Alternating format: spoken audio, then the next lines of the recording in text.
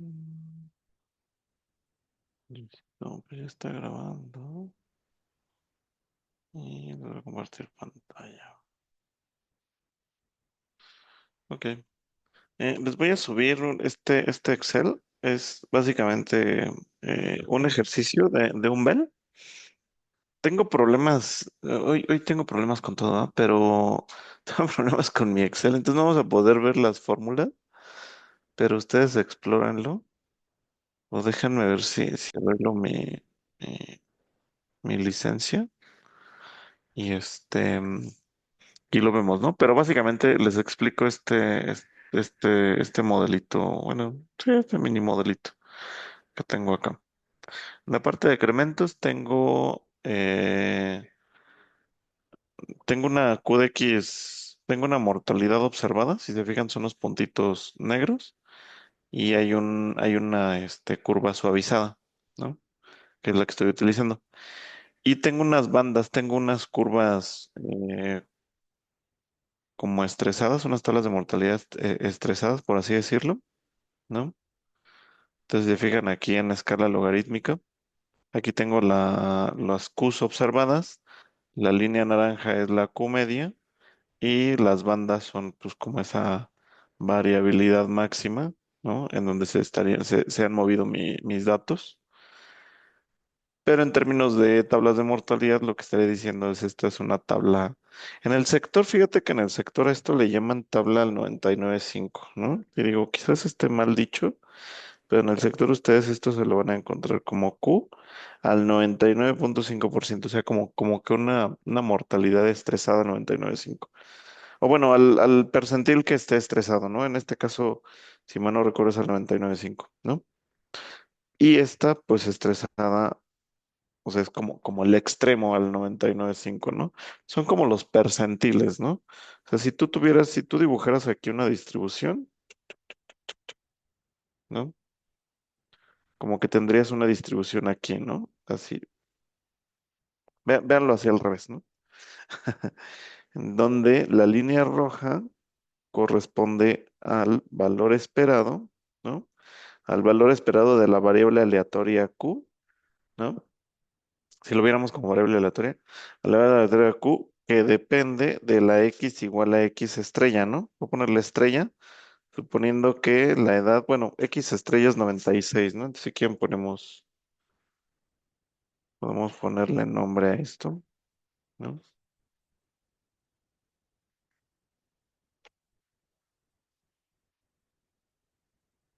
Entonces, lo que estaríamos viendo, este punto rojo, ¿no? Este punto rojo de aquí corresponde al valor esperado de la variable aleatoria Q condicionado con la edad X igual a 96, ¿no? Entonces estoy viendo esta Q de aquí, ¿no? Típicamente nosotros le llamamos, es la Q media para una persona de edad 96. Pero si lo viéramos como desde un punto de vista de variables aleatorias, diría, bueno, pues esto en realidad es el valor esperado de mi variable aleatoria Q dado X igual a 96, ¿no? O sea, así podríamos expresarlo, ¿no? Entonces, en ese sentido, como que como que esta Q al 99.5%, esta de aquí, podríamos verlo como que podríamos verlo. ¿Alguien se les ocurre? Con esa misma notación. ¿Sí me siguen más o menos? Estoy tratando de reexpresar o de ver de otra forma lo que típicamente vemos simplemente como Q de X. Lo estoy expresando como una variable aleatoria condicional.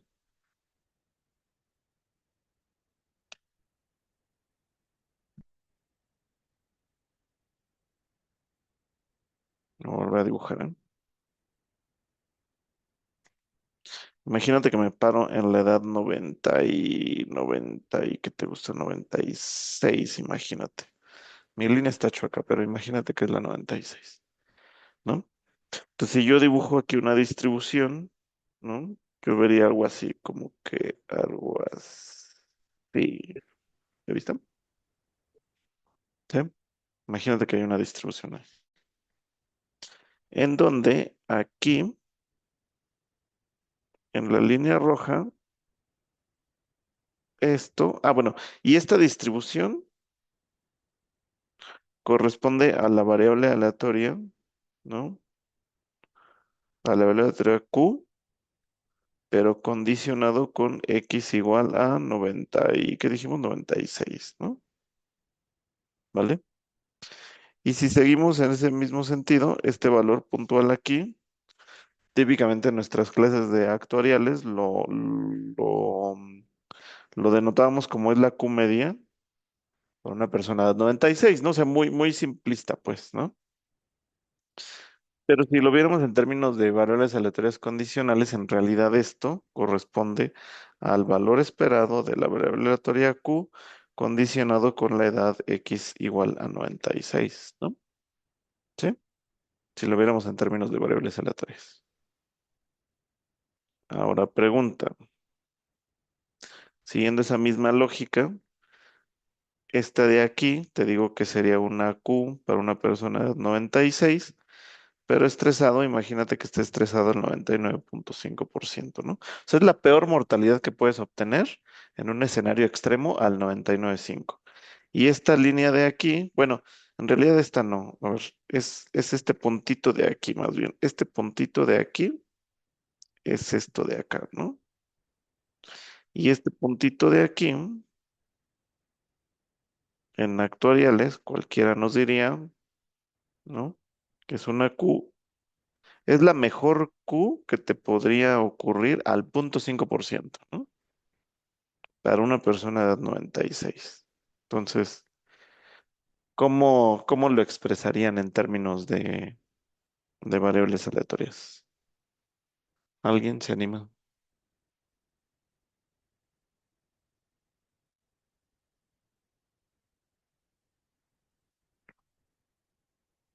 Ya se imagina. La Q media, pues es el valor esperado, ¿no? Listo. Una variable aleatoria condicional. Bueno, a ver, les puedo ayudar. Sería como la función cuantil, lo voy a denotar como Q, de la variable aleatoria Q dado X igual a 96 sobre un 99,5%, ¿no? ¿Sí? Y esa sería la función cuantil de Q dado X igual a 96, ¿no? Alfa igual a 0,5%. Y acuérdate que la función cuantil es igual a la F inversa de quién? De la variable aleatoria Q dado X igual a 96, ¿no? Del alfa percentil que tú estés eh, buscando, ¿no? ¿Sí? Así podemos ver a Q, ¿no? O sea, podemos ver a Q como que siempre en las clases de actualidad lo vemos muy, muy, muy, muy simplificado, ¿no? Pero en realidad la Q es una variable aleatoria condicional, el cual, y tiene sentido que sea condicional porque el nivel de mortalidad se ve influenciado por la edad. Es decir, estamos diciendo que puede haber mayor mortalidad o menor mortalidad en función de la edad, ¿no? Y es más, no solamente va a haber más mortalidad, ¿no? Desde aquí, desde la gráfica lo vemos, ¿no? Desde la gráfica estamos viendo cómo a medida que hay más edad, hay mayor Q de X, ¿no? O sea, hay mayor mortalidad. Pero no solamente estamos viendo eso, sino también en la medida que hay mayor edad, ¿ya viste cómo se abre la dispersión? O sea, hay más ruido, hay más incertidumbre, ¿ya viste? Se va abriendo la curva así. ¿Por qué puede ser? Pues, puede ser porque el fenómeno así es, ¿no? O sea, porque el fenómeno de mortalidad ya no es tan estable para edades altas, es decir, puede haber una persona, puede haber ciertas edades donde haya mucha mortalidad, otra baja, o sea, hay mucho ruido, pues hay mucha incertidumbre, ¿no? Entonces esas bandas de variabilidad se expanden, ¿no? Muy distinto a estos segmentos en donde la mortalidad está muy, muy, muy concentrada, ¿no? Es decir, no es tan, o sea, los niveles de mortalidad son bastante estables, es lo que nos está diciendo esta gráfica, son bastante estables en estos segmentos de edad, ¿no? Pero en estos segmentos de edad ya se vuelve muy inestable. Entonces, en realidad es una variable aleatoria que no solamente su valor esperado va a subir, sino también el ruido que hay alrededor también va a aumentar, ¿no? La incertidumbre también va a aumentar. Entonces las bandas aumentan. Entonces te digo, todo eso lo modelas con una variable aleatoria condicional, ¿no? Básicamente. Entonces la mortalidad no es tan sencilla de modelar como lo vimos en actuariales, ¿eh? O sea, vamos a hacer una sesión, yo creo, muy específica para hablar de mortalidad, porque no es un tema sencillo de modelar si lo ves desde un punto de vista más, digamos, más de cara a querer modelar la variabilidad o esta incertidumbre a través de las edades, ¿no? Porque al final esto de aquí, ¿no? Pues esto de aquí, pues se vuelve complejo, ¿no? Pero bueno, eso, si quieren, hasta aquí lo dejamos, este tema de mortalidad, pero bueno, básicamente es lo que les quería decir, ¿no? O sea, hay más ruido y tal, y bueno, bajo solvencia 2, ¿qué es lo que me está pidiendo solvencia 2? No solamente tener la valoración Q media, lo vamos a ver, sino también nos está pidiendo las bandas de variabilidad, o sea, la peor Q al 99.5 o la Q más alta al 99.5 y la Q más baja al 0.5%. ¿Por qué me pide esto? Lo vamos a ver ahorita, seguramente lo vamos a ver ahorita, pero si bajo solvencia 2, ya no solamente me interesa ver la valoración media, sino también la variación o un método de simulación de mortalidad, ¿no? ¿Qué me refiero con simulación de mortalidad? Que me gustaría generar muchas tablas de mortalidad, ¿no? Así, hacer muchas tablas de mortalidad. Me gustaría tener un proceso de simulación en donde pueda generar diferentes ruidos o variaciones sobre la Q, ¿no? Pero entonces dices, ¿y cómo genero eso? Bueno, pues entonces tendría que esto expresarlo en términos de variables aleatorias y entonces hacer un proceso de simulación sobre esta variable aleatoria, ¿no? Y entonces esto se vuelve muy complejo porque modelar una variable aleatoria condicional se puede, pero está muy complejo. Lo vamos a ver, no se preocupen. Pero bueno, quédense con la idea de que bajo solvencia 2 me piden tanto la estimación media como los valores extremos, ¿vale? Entonces ya esto ya está aquí. Hay dos enfoques que yo he visto en la práctica. Uno es el que utilizó el regulador, que viene documentado en la Circular Única de Seguros y Fianzas, que seguramente nadie entiende. Viene en un anexo, que en ese también lo vemos. Viene un anexo de la circular. Viene descrito de manera muy, no sé quién lo escribió, bueno, sí sé quién lo escribió, pero como que lo escribió muy como programador, o sea, como que no describió bien la metodología que está utilizando. Y no tiene por qué hacerlo, el regulador pone reglas, no enseña, ¿no? O sea, no tiene por qué dar cátedra. Pero bueno, lo vamos a ver, cuál es la metodología que está utilizando. Y a pesar de lo que está haciendo el regulador, que es muy simplificado, a pesar de eso no es tan sencillo de ver, ¿no? Pero aún así, la metodología es muy, muy simplificada. Hay otra metodología más enfocado a la nomenclatura que te estaba dando, ¿no? Siguiendo un poco la nomenclatura donde dices, bueno, el valor esperado de Q dado X igual a X, ¿no? Esto es igual a Q de X media. Entonces la pregunta es, o sea, la pregunta es, ¿cómo se distribuye esta variable aleatoria, ¿no? ¿Cómo se distribuye? Es la gran pregunta. Y otra metodología bastante, bastante compleja, es decir, ok, tengo la Q de X, es una variable aleatoria condicionado a otra, o sea, es decir, yo si tuviera conocimiento de la función de distribución conjunta, entonces yo podría de ahí derivar la función de distribución condicional, ¿no? Que es lo que yo quiero. ¿Cómo puedo encontrar esta función de distribución conjunta? Ok, lo puedo hacer a través de cópulas, ¿no? Ya habíamos platicado de qué era el tema de cópulas. El tema de cópulas vamos a ver un poquitito de ese tema. No está, ya les había mandado un video, ¿se acuerdan de este Arturo? Si no se acuerdan, chequenlo, búsquenlo ahí en el grupo de WhatsApp. Esa plática que dio Arturo, me pareció muy buena, muy, muy buena charla introductoria al tema de cópulas, ¿eh? Chéquenlo. Pero bueno, podemos encontrar esta variable aleatoria con un enfoque vía cópulas, porque lo que podemos hacer es, yo si conociera esto, conocería esto, y si conocería esto, yo podría conocer el valor esperado. ¿Cómo puedo, cómo puedo yo conocer esto de aquí? ¿No? Esta función de distribución conjunta. Ok, pues lo puedo hacer vía cópulas, porque resulta que el teorema de Schler, chequen el video de Arturo. El teorema de Schler nos dice que existe una función C llamada función cópula, tal que la función C evaluadas en las dos marginales, ¿no? Resulta que coincide con la función de distribución de las dos variables, de la función de distribución conjunta de las dos variables aleatorias. Entonces, gracias a este teorema, nosotros podríamos encontrar esta función de aquí, ¿no? Y con esta función de aquí podríamos encontrar la condicional, y encontrando la condicional yo podría obtener el valor esperado.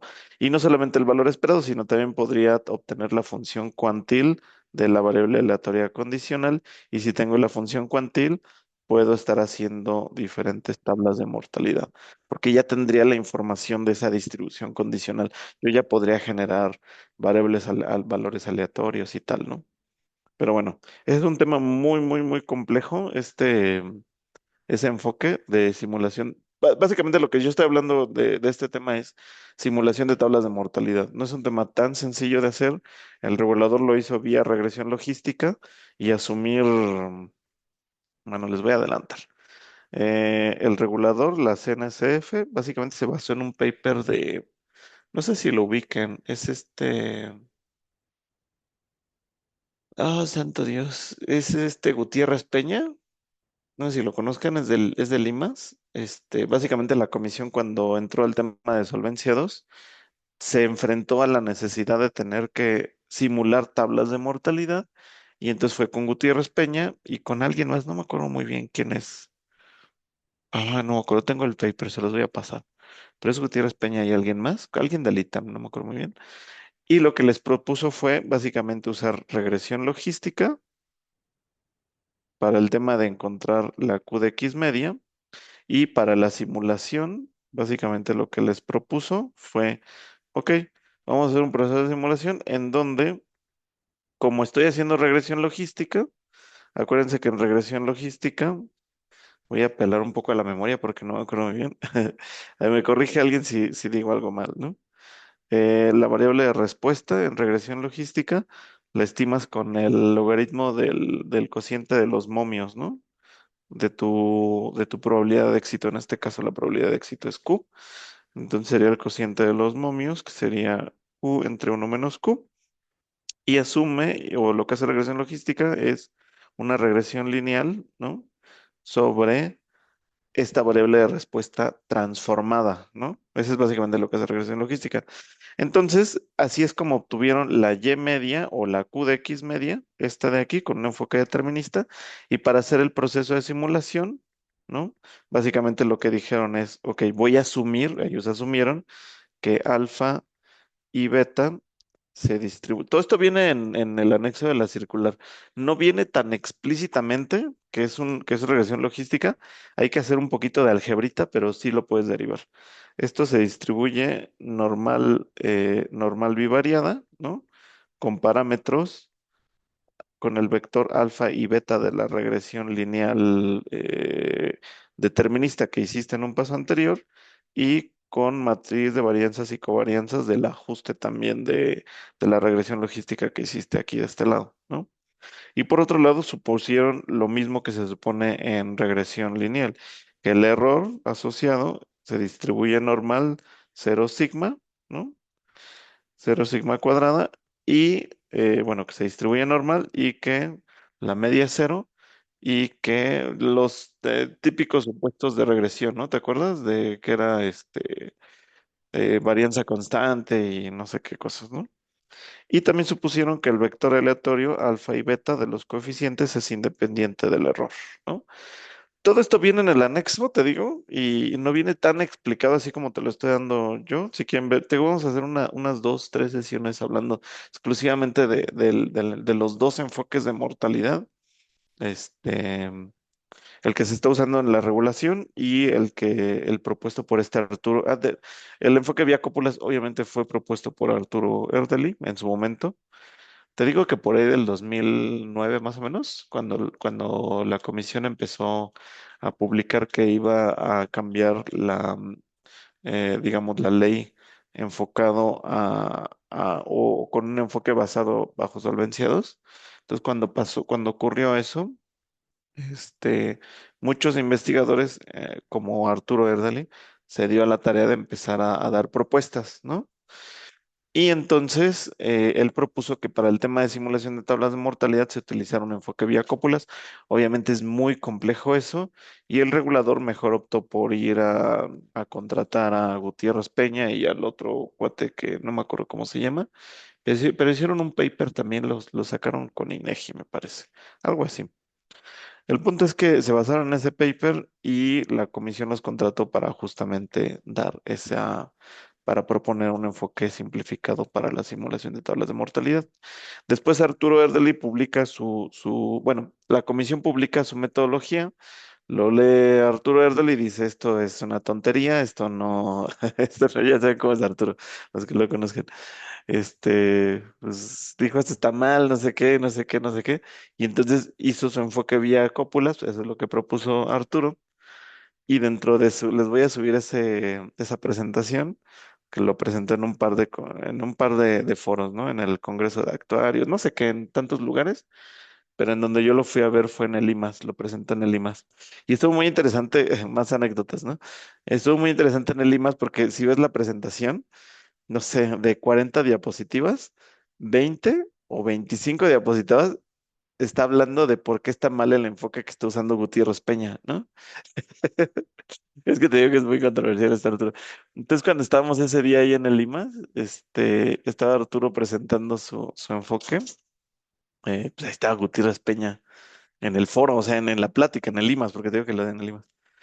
Y entonces ya terminó y no sé qué. Entonces estuvo bien, estuvo muy, muy interesante porque se dio el debate, ¿no? Y entonces Gutiérrez, es que no me acuerdo si es Gutiérrez Peña o el otro, pero bueno, lo que le dijo es, oye, sí es cierto, o sea, lo que pasa es que en su presentación Arturo, lo que dice es, el enfoque que está usando la comisión está mal porque está haciendo supuestos muy fuertes como ¿no? De que el error se distribuye normal, de que la sigma es constante y tal, los supuestos usuales de regresión lineal, y él demuestra con datos, ¿no? Que no es cierto, o sea, que no, o sea, hace sus pruebas estadísticas y resulta que no se distribuye normal y tal, ¿no? Y entonces Gutiérrez Perena dice, sí, ya sabía eso, o sea, nosotros hicimos las pruebas y efectivamente nos dimos cuenta que el error no se distribuye normal y que no se estaban siguiendo los supuestos de regresión lineal.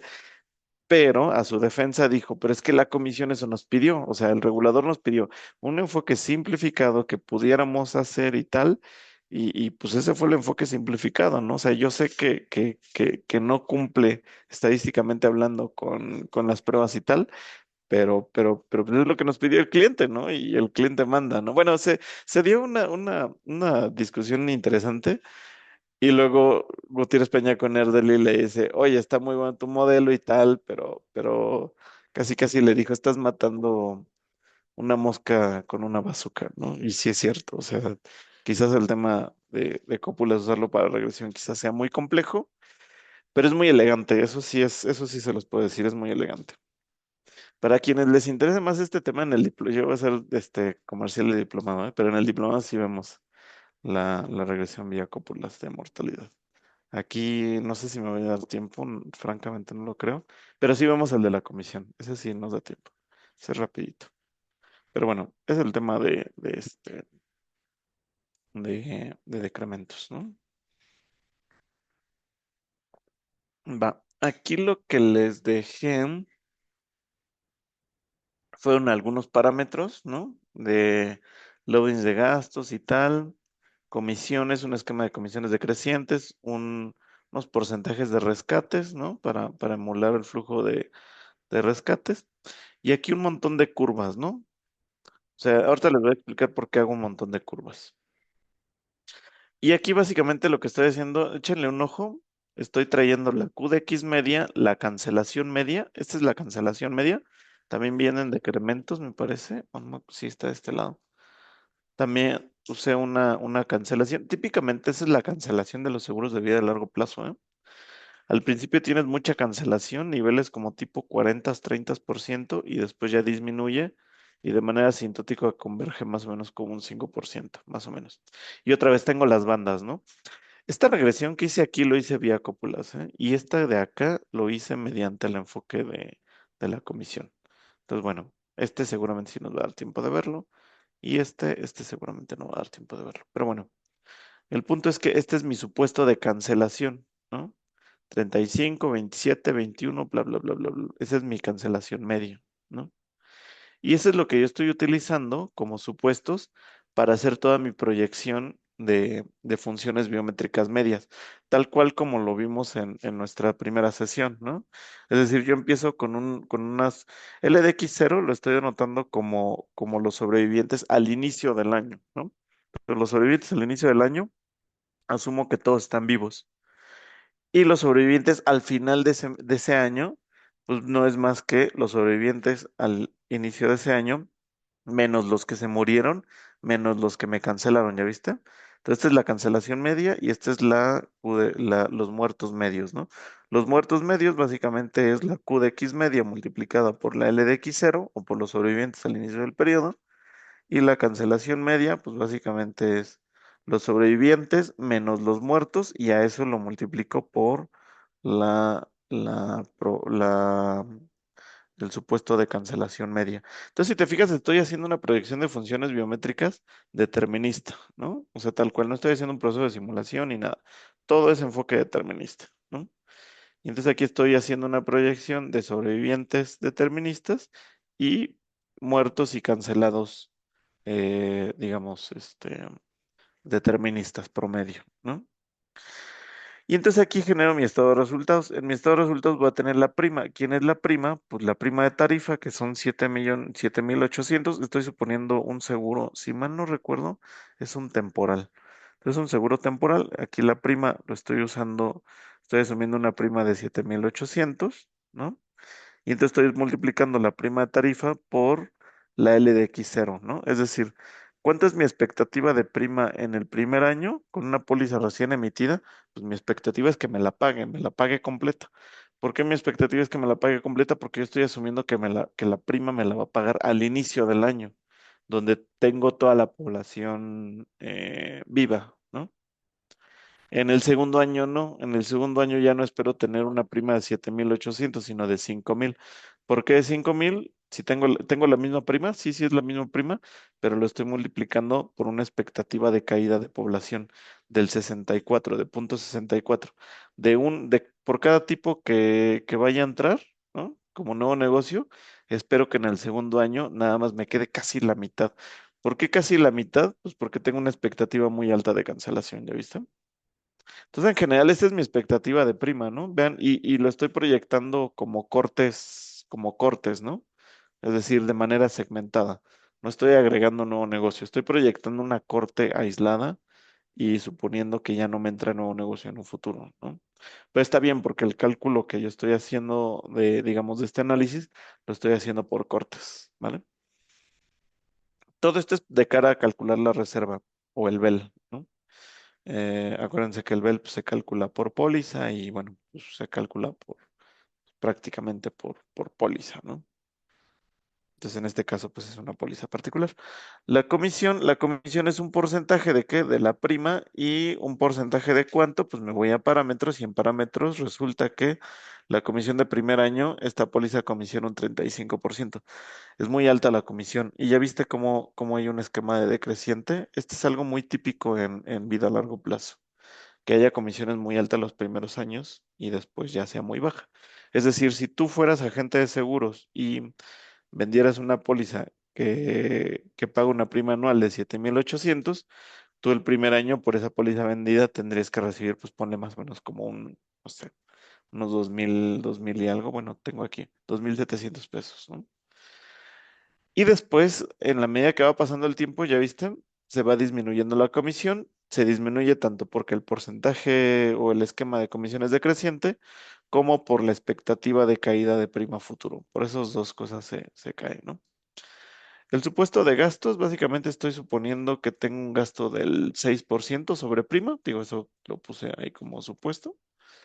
Y los siniestros básicamente estoy multiplicando la suma asegurada, que es de 2 millones, multiplicado por la expectativa de muertos que yo tenga, ¿no?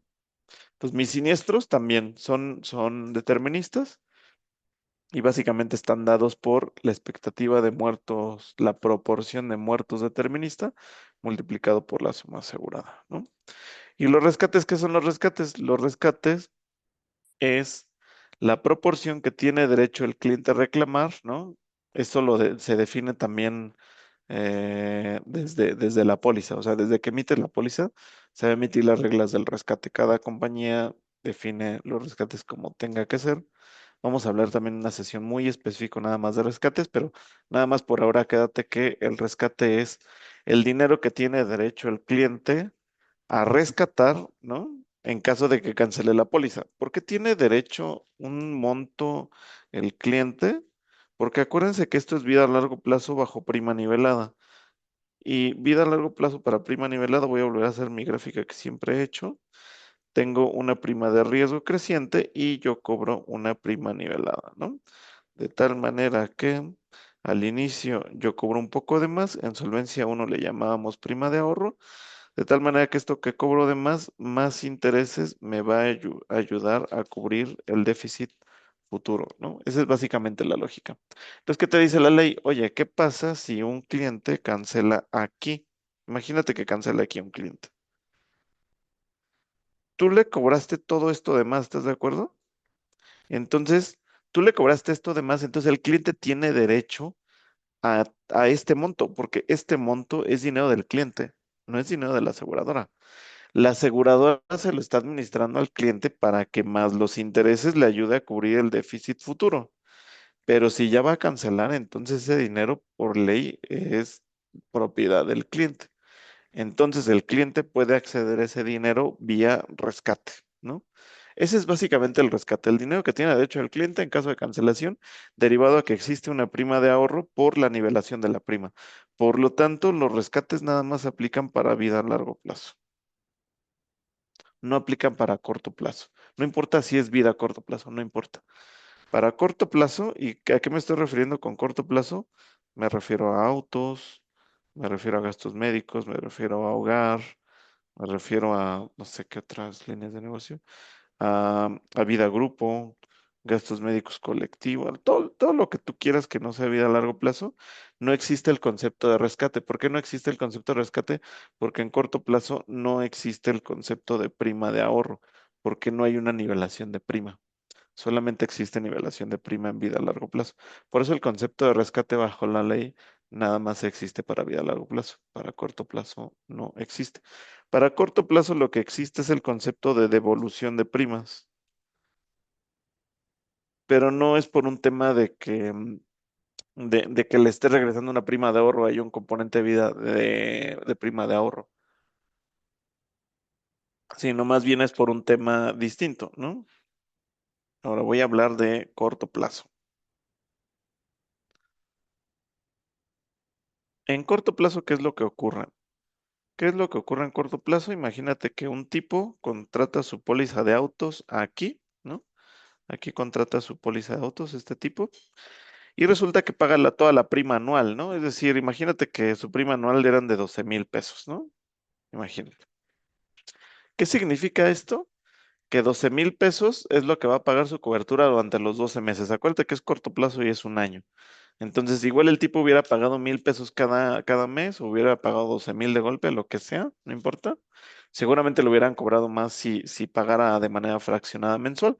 Pero imagínate que el tipo paga 12,000 pesos aquí, ¿no? Aquí paga los 12,000 pesos. Pues la aseguradora lo que hace es que va devengando esos 12,000, es decir, cada mes que va transcurriendo, va devengando 1,000 pesos, 1,000 pesos, 1,000 pesos, 1,000 pesos. Si resulta que el tipo cancela a mitad del año, ¿qué faltó por devengar? Faltaron 6 meses por devengar, ¿no? Es decir, si el tipo aquí cancela en los 6 meses, entonces le faltó devengar 6 meses, ¿no? Es decir, que hay 6,000 pesos que no devengo de riesgo. Esa es la devolución de prima. Pero te digo, no es por un tema de rescate, o sea, no es porque haya un componente de prima de ahorro, sino porque hay prima pendiente por devengar, ¿no? Por eso se llama devolución de primas, porque te devuelvo la prima que no devengué. Pero es completamente distinto al concepto de rescates. Rescate es más bien el dinero que tiene derecho el cliente derivado a que existe un componente de prima de ahorro, porque como nivelé la prima, le cobré un poquito más al cliente, ¿no? Pues son conceptos diferentes, ¿vale? Entonces, no confundamos eso nada más. Me interrumpen si hay dudas, ¿eh? Yo me sigo aquí como si no hubiera un mañana, pero... Ok, me preguntan que si el rescate es lo mismo que los valores garantizados. Sí y no. Este, eh, o sea, sí se refieren a lo mismo, ¿no? O sea, valor de rescate es como el concepto general, ¿no? Pero acuérdense que estamos hablando de dos tipos de productos, ¿no? Los productos flexibles y los productos tradicionales, ¿no? Acuérdense que los productos tradicionales adentro tenemos totales, tenemos ordinarios de vida, o también llamados BPLs para los pagos limitados. También tenemos seguros temporales y podría yo poner también aquí pensiones privadas. Son todos los productos tradicionales que vimos en actuariales que básicamente es, tienes que pagar sí o sí la prima y si no se cancela y tal y no sé qué. Y tenemos los flexibles, que ahí yo los subcategorizo como los vida universal y los unit link, ¿no? Que básicamente estos dos tienen o sea, la característica es que tienen un fondo, ¿no? Y estos de aquí no tienen fondo, más bien tienen una reserva matemática. Los dos se refieren a exactamente lo mismo, el componente de ahorro. ¿Cuál es la diferencia entre estos dos? Es que en los productos flexibles, el fondo es flexible, la administración del fondo, es decir, el cliente podría dar aportaciones adicionales, podría dar podría hacer retiros parciales. Y en general hay una inversión detrás de esto. O sea, es decir, el cliente, para los productos Unilink, por ejemplo, el cliente elige en qué invertir, ¿no? O sea, es flexible, pues. Puedes pagar un poquito más, puedes hacer retiros parciales, puede ser no sé qué, no sé qué. De hecho, le llega por ley, le tiene que llegar al cliente un estado de cuenta, ¿no? O sea, para los productos flexibles por ley, la aseguradora tiene que mandar estados de cuenta al menos trimestrales, como si fuera tu cuenta bancaria, ¿no? Y te llega tu estado de cuenta y te dice tanto aportaste, menos costo del seguro, menos cargos, menos retiros parciales, más aportaciones adicionales, tu saldo del fondo al día de hoy es esto, ¿no? Y también genera intereses, ¿no? Pero estos intereses están completamente relacionados con la inversión, es decir, cómo le haya ido a la inversión en ese momento, vas a tener más o menos intereses, ¿no? Esos son los productos flexibles. Todo este contexto es para explicarte qué es un valor garantizado. En los productos tradicionales no existe un fondo, sino más bien existe una reserva matemática, es decir, existe una prima de ahorro, ¿no? Que es ese exceso que le cubre al cliente y tal, y no sé qué, de tal manera que me va a ayudar a cubrir el déficit futuro y todo, ¿no? Está bien. Pero no hay un fondo como tal, es decir, el cliente no puede, ni siquiera puede elegir en dónde invertir. El cliente no elige dónde invierte. ¿Gana intereses el cliente? Se podría decir que sí, pero es la tasa de interés técnico, que de hecho el cliente ni siquiera lo conoce. O sea, el cliente, ¿qué es lo único que conoce el cliente en tradicionales? Conoce cuánto tiene que pagar, conoce cuál es la suma asegurada, conoce cuáles son sus coberturas y también conoce a si cancela, o sea, de hecho, cuando se imprime la carátula de la póliza, el cliente debe de ver una tabla de valores garantizados. Y esa tabla de valores garantizados lo que le dice es, si cancelas en el año póliza 5, tienes derecho, te voy a poner un ejemplo, a 100,000 pesos, ¿no? Es decir, el cliente desde que se emite la póliza ya sabe a priori que si cancela en el año 5 va a tener derecho a reclamar 100,000 pesos. Y eso está escrito aquí, ¿eh? Está escrito en la carátula de la póliza, está escrito en piedra y nadie puede mover eso. La aseguradora se compromete a que si el cliente paga en tiempo y forma durante los primeros 5 años y cancela en el año 5, entonces el cliente tiene derecho a reclamar 100,000 pesos, ¿vale? En un producto Unit Link o en un producto flexible no pasa eso. No está garantizado a qué monto tendría derecho el cliente a rescatar en el año 5. ¿Por qué? Porque como hay un componente de fondo y ese fondo es variable, ya sea por el rendimiento del mercado o ya sea por si hizo retiros parciales o no, o sea, puede depender de muchas cosas, por eso no hay una tabla de valores garantizados. A lo que quiero llegar, y ya, ahora sí ya, ¿qué diferencia entre un valor de rescate? Un valor de rescate es en general el dinero al que tiene derecho el cliente a reclamar en caso de cancelación, ¿no? Para productos flexibles no hay una tabla de valores garantizados porque como hay un fondo, entonces no le puedes garantizar nada al cliente porque no sabes el comportamiento del mercado futuro, ni tampoco sabes si el cliente va a retirar o va a dar aportaciones adicionales, ni nada. Por eso no hay una tabla de valores garantizados en productos flexibles, pero sí hay un estado de cuenta para darle transparencia al cliente de cuánto es el saldo de fondo que tienes al día de hoy. Ah, pues se explica por por todos esos movimientos, ¿no? En un seguro tradicional no hay un estado de cuenta, pero sí hay una tabla de valores garantizados en donde el cliente desde que se emite la póliza sabe a priori a qué monto tendría derecho a reclamar en caso de cancelación. Y estos valores están garantizados. Por eso se llama tabla de valores garantizados, porque son los valores que están garantizados o que la compañía le garantiza al cliente en caso de cancelación. Te estamos hablando básicamente o sea, técnicamente hablando es el mismo concepto, ¿no? La diferencia es que garantizado es que ya se conoce y ya es un monto dado y ya no lo puede cambiar la compañía de seguros, ¿no? Pero es por la naturaleza de los dos productos, ¿no? Esa es básicamente la diferencia. Y si te fijas, estos 100,000 pesos, ¿no? Fueron construidos con cierta tasa de interés técnico, entonces eso significa que aquí hay una tasa garantizada, ¿no? En los productos flexibles depende, ¿eh? Yo he visto que en los Vida Universal hay veces que hay una tasa mínima garantizada. Es decir, este interés tiene un mínimo. Por ejemplo, Seguros Monterrey.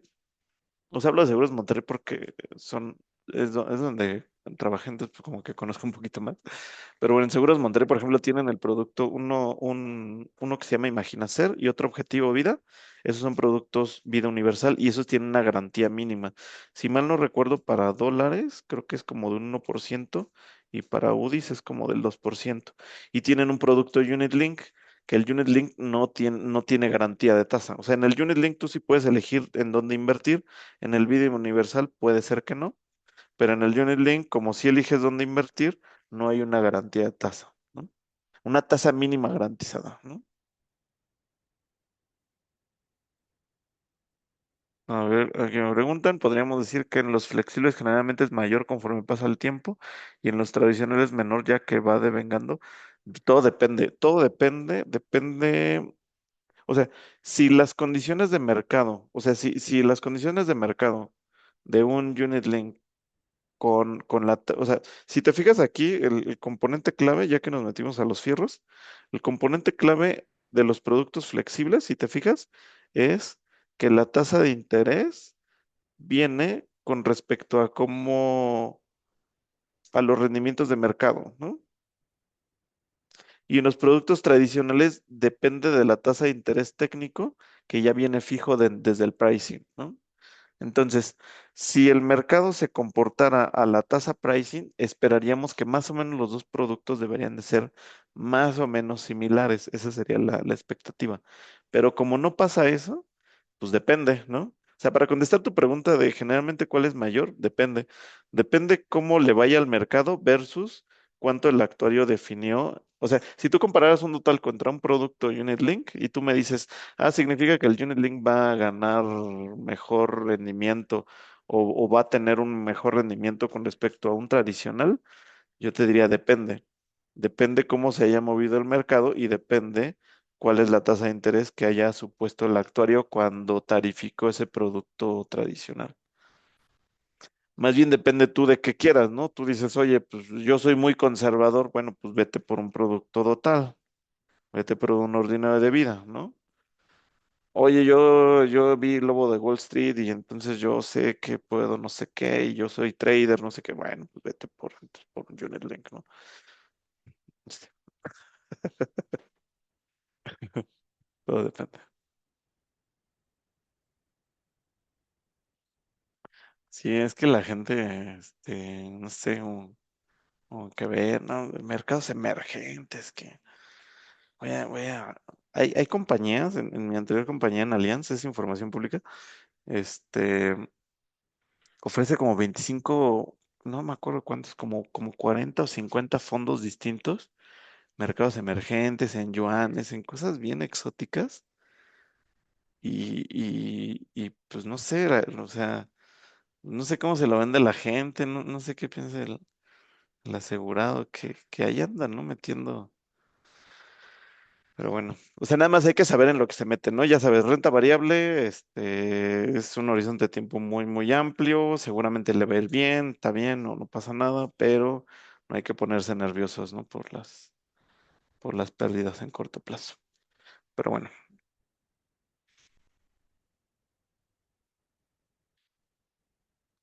ok, a ver, otra pregunta, y en la regulación sí está marcado eso, poder invertir en renta variable ese capital. Sí, o sea, tú cuando registras tu nota técnica de un Unit Link, tú dices, le voy a disponibilizar al cliente las diferentes esquemas de inversión y bla, bla, bla, bla, bla. Sí, eso no hay tema. Ahora, eh, aquí es un poco. A ver, déjame ver qué hora es. Bueno, tengo unos minutitos. Mira, todo depende. Mira, a ver, voy a abrir el balance porque para responder esa pregunta tengo que poner el balance económico otra vez, ¿no? Quedamos que este era pasivo, estamos en solvenciados, esto es BEL más margen de riesgo, ¿no? Este requerimiento de capital de solvencia, ¿no? Y este es el exceso o el free surplus o el margen de solvencia, ¿no? Y aquí tengo todos mis activos susceptibles o que cubren estos pasivos. Entonces, ¿qué es lo que ocurre? El cliente llega y dice, voy a emitir una póliza de tipo Flexip, de tipo Unit Link, voy a aportar, imagínate que el señor cliente aporta 1 millón de pesos, ¿no? Y el cliente dice, a ver, imagínate que la compañía de seguro le disponibiliza tres tipos de fondo, ¿no? El fondo uno que son bonos gubernamentales, ¿no? Fondo dos que son bonos corporativos. E imagínate que el fondo tres, imagínate que no pasa, nunca va a ocurrir y ahorita te voy a explicar por qué, pero imagínate que les disponibiliza los bitcoins, ¿no? Imagínate. Nadie lo hace y ahorita te voy a decir por qué. Pero imagínate que están riendo aquí de mis ejemplos. Y entonces el señor cliente dice, no, pues yo, se hizo millonario tal, no sé, yo meto todo a Bitcoin, ¿no? Entonces, ¿qué es lo que ocurre? Por regulación no habría problema, o sea, en realidad el cliente podría invertir eso si tú se lo disponibilizas, pero ¿qué es lo que ocurre? Lo que ocurre es que este 1 millón de pesos se iría al fondo del cliente, ¿no? Y el fondo del cliente se iría a la reserva, ¿no? Y tú dices, no que ve el más margen de riesgo. Bueno, algo que no te había dicho es que para los seguros flexibles, y aquí abro otro paréntesis, para seguros flexibles resulta que el pasivo o la reserva de euros en curso, lo que tú quieras llamarle, va a ser igual a el máximo entre el BEL más margen de riesgo, eso es por regulación, entre el BEL más margen de riesgo y el fondo, ¿no? Es decir, si el BEL resulta menor al fondo, entonces el pasivo va a tener que ser igual al fondo, ¿no? Entonces, bueno, y resulta que en la mayoría de los casos, ¿qué crees que es el fondo? Entonces, casi para los productos flexibles, las compañías de seguros reservan el fondo, ¿vale? Bueno, ese era el pequeño contexto. El punto es que en la reserva de riesgos en curso vamos a tener el 1 millón de pesos. Entonces, ¿qué es lo que ocurriría? Aquí tendría 1 millón de pesos. Del lado del pasivo, la compañía de seguros tendría la obligación de cubrir ese millón de pesos que invirtió el cliente, ¿vale? Pero ¿qué compró la compañía de seguros con ese millón de pesos? Compró bitcoins, ¿no? Entonces, tú me dirías, oye, yo del lado del activo, bueno, la compañía de seguros del lado del activo, tendría que tener aquí 1 millón de pesos de bitcoins. ¿Pero qué crees? Que los bitcoins por regulación no pueden cubrir pasivos, ¿no? Entonces, ¿qué es lo que pasa? Que no podría utilizar la reserva. Esos bitcoins que compró no los podría utilizar la compañía para cubrir las obligaciones del millón de pesos. Entonces, ¿de dónde vas? O sea, por regulación tú tienes que cubrir ese millón de pesos. ¿Qué tendría que hacer la compañía? Tendría que poner de su bolsa otro millón de pesos con activos que sí sean susceptibles para cubrir sus pasivos bajo la regulación. Es decir, si una compañía ofrece bitcoins al cliente, entonces va a tener que desembolsar de su dinero la compañía para comprar activos que sí sean susceptibles para cubrir estas obligaciones. Por eso nadie te va a ofrecer eso, o sea, por eso, justo por eso. Entonces, nada más va a ofrecer la compañía esquemas de inversión que bajo la regulación sí puede utilizar esos instrumentos financieros para cubrir las obligaciones que tiene con el cliente, ¿no? Entonces, ese es justo contestando tu pregunta. Ahora, obviamente nadie ofrece bitcoins, ya nada más termino con esto. Nadie ofrece bitcoins, pero sí les pasa mucho a algunas compañías o sea, ¿qué es lo que pasa? Hay compañías, o sea, sí, la mayoría de las compañías sí ofrece renta variable, o sea, sí ofrece acciones. Por regulación sí podemos, o sea, sí se puede ofrecer, o sea, acciones, renta variable, sí se puede utilizar como activos para cubrir pasivos, eso sí se puede, pero hay una restricción, o sea, no me acuerdo muy bien cuánto, pero debe de andar por ahí por no más del 20%, o sea, no más del 20% de estos activos con respecto a los activos financieros totales, no puede ser renta variable. Entonces, ¿qué es lo que le pasa a algunas compañías? Esa es información pública. Por ejemplo, a Scandia, ¿qué es lo que le pasa a Scandia? Como es una compañía monolínea, o sea, nada más se dedica a vida individual, entonces, su problema es que casi todos eligen entrar a renta variable. Entonces, ¿cuál es el problema de eso? Que si casi todos entran a renta variable, por regulación tiene un máximo del 20%, ¿no? Entonces, ¿qué es lo que dice Scandia? No puedo, o sea, tendría que poner mucho dinero, o sea, tendría que o quitar la opción de inversión a los clientes, que no lo voy a hacer porque pierdo competitividad, porque todo el mundo lo ofrece, pero no puedo ofrecerlo porque lo tendría que poner de mi dinero. Entonces, ¿qué es lo que hace Scandia? Decir, ¿sabes qué? Voy a ofrecer fideicomisos, ¿no? ¿Y qué crees? Que los fideicomisos no entran al pasivo de la compañía de seguros. Entonces, esas reglas ya no existen. Es una buena forma de darle la vuelta a esto. Pero bueno, si quieren, seguimos la siguiente sesión porque ya tienen otra clase y retomamos aquí donde nos quedamos, ¿no? Buen día. Gracias, profe. Hasta Gracias, otra profe. Hasta clase. luego. Chao, chao.